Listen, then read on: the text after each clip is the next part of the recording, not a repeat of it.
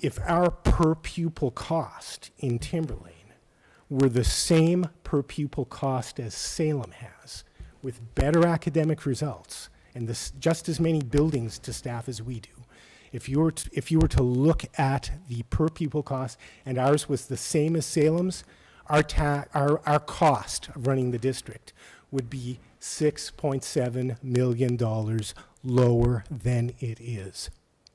We're grossly overstaffed. We're paying for it. Now, the balance of what of the apportionment and what we pay compared to our neighbor towns, in the end, that ends up being how many students we send to the school.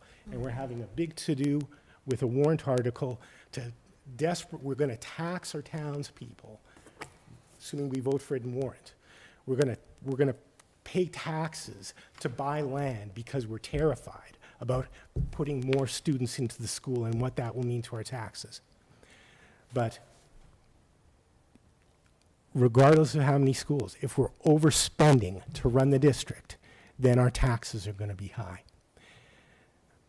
The one other thing I want to mention, there are a lot of people who say, oh, well, you know, the solution is get it off the backs of the property taxpayers and have a state income tax.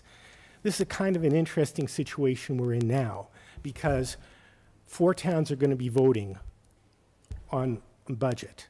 For 3 of those towns, what they vote is going to make hardly any difference to them.